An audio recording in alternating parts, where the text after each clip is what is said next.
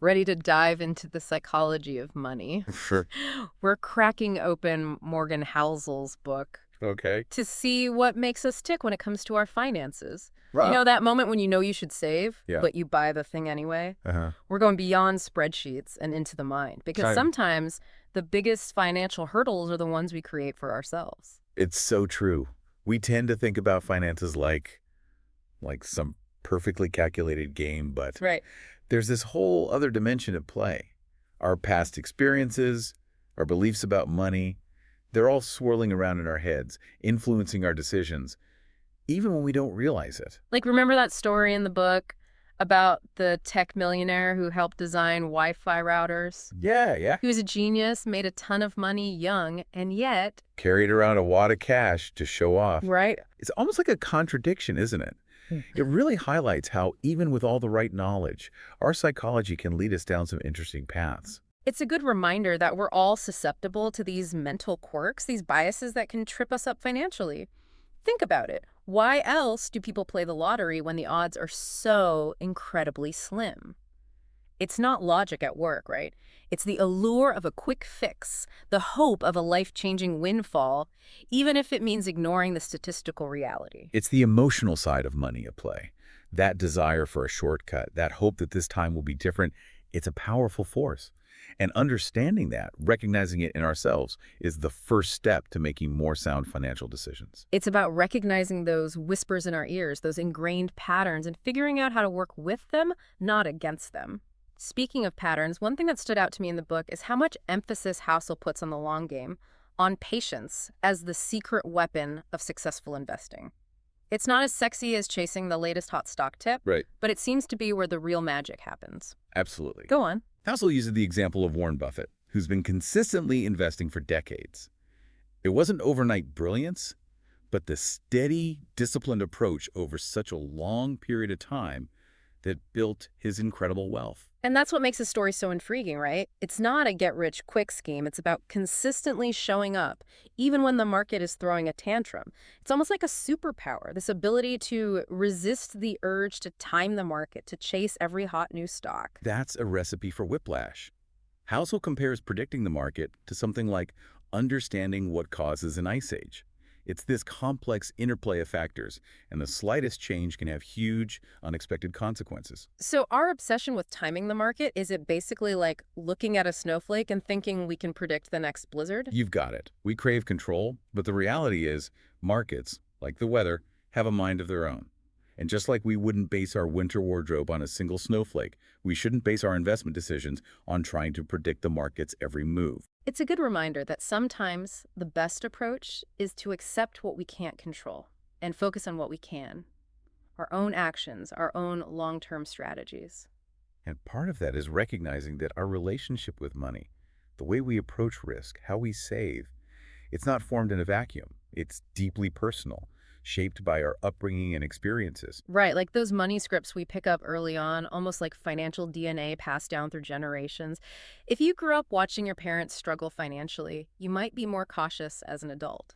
But if money was never a concern in your household, you might have a totally different approach. And it goes beyond our families. Think about how major economic events shape the financial psychology of entire generations.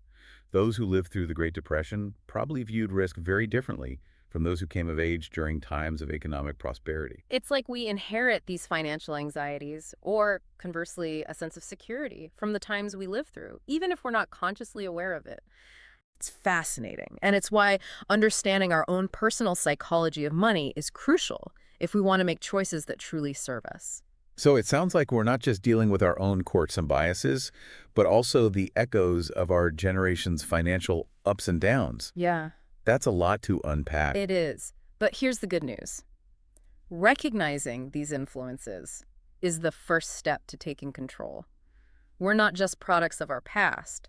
We can learn to make more conscious, intentional financial decisions moving forward. That's reassuring. Yeah. It's not about erasing our past experiences or trying to become some emotionless robot, Right. but about working with what we've got. Exactly. And that's where things get really interesting. The key is to acknowledge those ingrained biases, those emotional triggers, and figure out how to make them work for us, not against us. So instead of trying to be perfectly rational, we should aim for Pretty reasonable, as Housel puts it. It's about finding a balance. You're not aiming for perfection, but a financial approach that gives you peace of mind, aligns with your values, and yes, even allows for a little bit of emotion. Because at the end of the day, it's about making financial decisions that help us sleep soundly at night, knowing we've done what feels right, even if it doesn't always perfectly align with some mathematical formula. And that's a powerful realization. It's about recognizing that our financial well-being is about more than just maximizing returns. It's about making choices that support our overall happiness and peace of mind. Now that's a deep dive I can get behind. And we're just getting started. Stay with us because when we come back, we'll be diving into even more of the fascinating insights from the psychology of money. We'll be exploring the often elusive idea of enough, the sneaky ways social comparison can sabotage our finances, and why embracing a long-term perspective is like having a superpower. Okay, so we're back. I have to say, thinking about all these psychological factors at play with money, it has me wondering about something Housel talks about. This whole idea of enough. It's such a simple word, but it carries so much weight, doesn't it? In a world of constant comparison and keeping up with the Joneses, it's easy to lose sight of what truly matters to us. Right. Yeah. Like you get a raise and it's awesome, but then suddenly you need a nicer car to match or a bigger Right. house. It's like this never-ending cycle. Housel makes a fascinating point about that. He says true wealth is often invisible. It's not about the stuff we accumulate, but the choices we make, the things we don't buy because we're secure in ourselves and our values. It's about having the freedom to say, I have enough, and actually mean it, not just because you've reached some arbitrary number in your bank account, but because you've aligned your spending with what truly fulfills you. He tells this great anecdote about a guy who thought selling his company and making a ton of money would be the key to happiness. Yeah, I remember that one. It turned out it wasn't the money itself, but the freedom it bought. The freedom to choose how he spent his time, what projects he worked on. That brought him true contentment. It's a powerful reminder that money in and of itself doesn't guarantee happiness. It's about what that money allows us to do, the control it gives us over our lives. It's about shifting our focus from chasing more to appreciating what we already have right. Right. It's like Housel's analogy of saving money to conserving energy. Sometimes focusing on what we don't spend is more impactful than chasing higher returns. Exactly. It's about finding ways to make our financial house more energy efficient, so to speak. Because when we're constantly leaking money on things we don't truly value, it's harder to build that solid foundation to create that sense of security and contentment that comes with having enough. That makes total sense. Right. But it's easier said than done, right? Oh, yeah. I mean, we're bombarded with messages about what we should buy, what we need to be happy. It's hard not to get caught up in that cycle of comparison, that feeling of never quite measuring up. Social comparison is a powerful force. We look at our neighbors, our friends, even strangers on social media. And it's easy to start questioning our own choices, wondering if we've set our sights high enough, or maybe even too high. It's like we're all stuck on this invisible financial treadmill running faster and faster, but not sure where we're going or if we're even on the right track. And the irony is most people are just as lost as we are. We're all trying to figure this money thing out, often making decisions based on emotion fear or that sneaky pressure to keep up appearances. So how do we break free from that, from the constant need to compare and compete? How do we find our own path to enough? Housel suggests a healthy dose of humility can be surprisingly freeing. Humility. Yeah. In the context of money. Right. That's not usually the first thing that comes to mind. I know, right? But it makes sense when you think about it. Recognizing that we don't have all the answers, that we're all prone to making mistakes, can take the pressure off. So it's about being okay with not having it all figured out, about giving ourselves permission to learn and grow, even if it means making a few financial faux pas along the way. Exactly.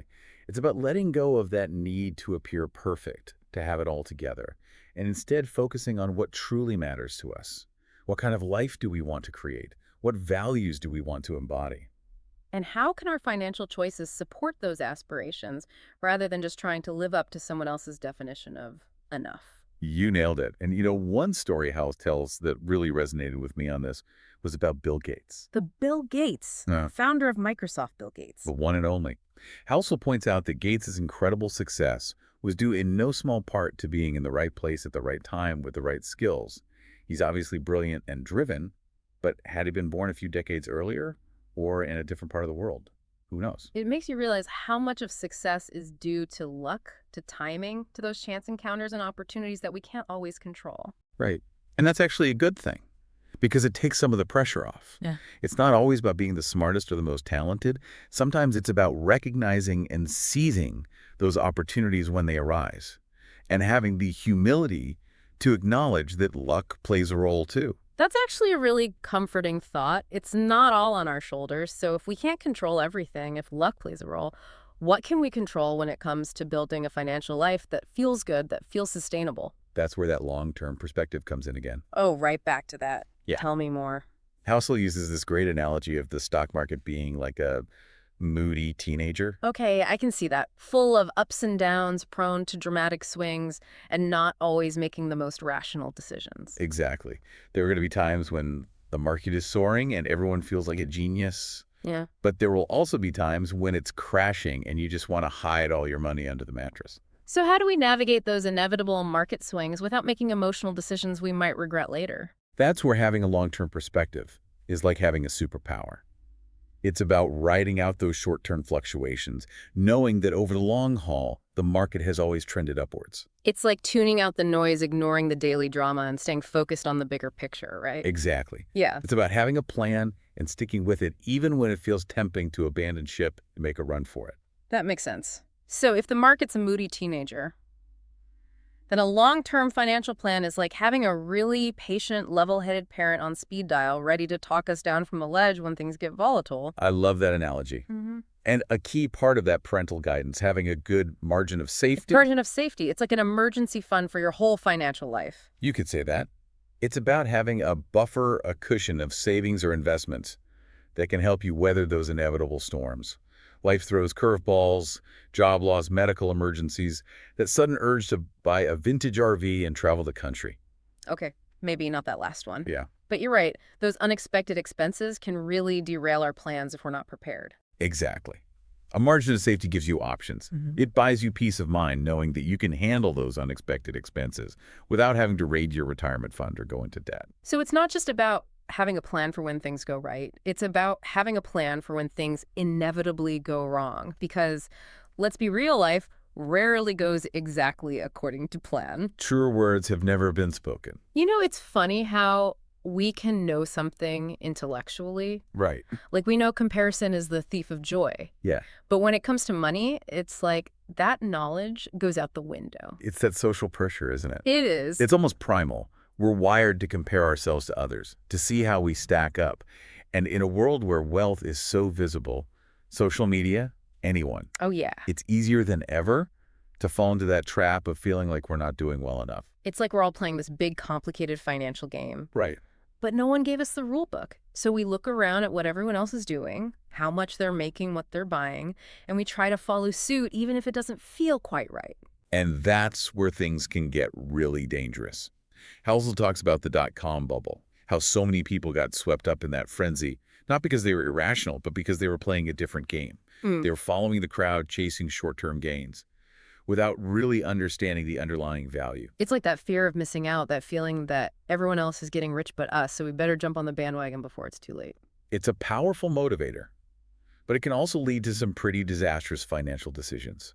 Remember what works for someone else. Their risk tolerance, their investment strategy might not be right for you. So how do we avoid getting caught up in other people's financial games? How do we find our own path, define our own version of success? Howells talks about the importance of being pretty reasonable. Okay. It's not about being perfectly rational, which is impossible, but about finding a balance between our head and our heart, between logic and intuition. I love that. Pretty reasonable. It takes the pressure off, doesn't it? It's like giving ourselves permission to be human, to make mistakes, to learn and adjust as we go. It's exactly. It's about recognizing that financial decisions aren't always black and white. There's a lot of gray area. And what matters most is finding an approach that feels right for you, that aligns with your values, your goals, and your risk tolerance. And that might mean tuning out the noise, ignoring the Joneses, and focusing on what truly matters to us. Easier said than done, but definitely a worthy goal. And part of that, I think, is embracing this idea, how he calls having a barbelled personality. A barbelled personality. Now I'm really curious. What's that all about? It's the idea that the most successful people, especially when it comes to finances, are those who can hold seemingly contradictory beliefs at the same time. So like being optimistic about the future, but also prepared for things to go wrong. Exactly. It's about being a dreamer and a realist, willing to take calculated risks, but also having a solid plan B. It's that ability to be both bold and cautious, to trust your gut, but also do your research. It's like having a financial Swiss Army knife. You're prepared for whatever life throws your way. I like that. And you know what pairs well with that Swiss Army knife? What's that? A healthy respect for the power of compounding. Ah, yes, compounding. It's like the financial equivalent of a snowball rolling downhill, gaining momentum and size over time. Small, consistent actions like investing regularly can lead to remarkable results in the long run. And here's the thing about compounding. It's not just about investing. It applies to all areas of life. The books we read, the skills we learn, the relationships we nurture, they all have the potential to compound over time, creating a richer, more fulfilling life. It's like that old adage, the best time to plant a tree was 20 years ago. Right. The second best time is today. It's never too late to start making small, consistent changes that can have a big impact down the road. And that brings us to what I think is one of the most important takeaways from the book, the importance of finding joy in the journey. Oh, I love that. It's so easy to get caught up in the pursuit of financial success, to fixate on that end goal, that we forget to enjoy the present moment. We're all guilty of it. Totally. We think, once I reach X salary or buy that dream house, then I'll be happy. But true wealth, true contentment, comes from finding joy in the everyday moments, in the process of building the life we want. It's about savoring those small victories, celebrating our progress, and not letting the pursuit of more overshadow the richness of the life we're already living. It's about recognizing that money is a tool, a means to an end, not the end goal itself. It's about using that tool to create experiences, nurture relationships, and make a positive impact on the world.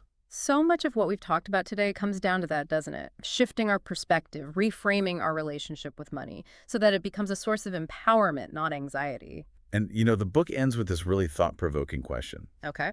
If financial decisions were solely based on logic and math, everyone with the same information would be equally wealthy. They aren't. What does that tell you about the importance of understanding your own psychology of money? That's such a great question to leave us with, because it highlights the fact that financial success isn't just about crunching numbers or following some magic formula. It's about understanding ourselves, our motivations, our blind spots. It's about recognizing those moments when our emotions are driving the bus, when our past experiences are influencing our present decisions. And then it's about finding ways to work with those emotions, to make choices that align with our values and goals, even when they don't perfectly align with what the spreadsheets or financial gurus might tell us. Because at the end of the day, it's your financial journey. You're the one in the driver's seat. Well said. And on that note, that wraps up our deep dive into The Psychology of Money by Morgan Housel. We hope this conversation is giving you some food for thought, some new perspectives, and maybe even inspired you to explore your own relationship with money in a deeper way. Remember, it's a journey, not a destination. Be kind to yourself, be pretty reasonable, and keep learning and growing along the way. Until next time.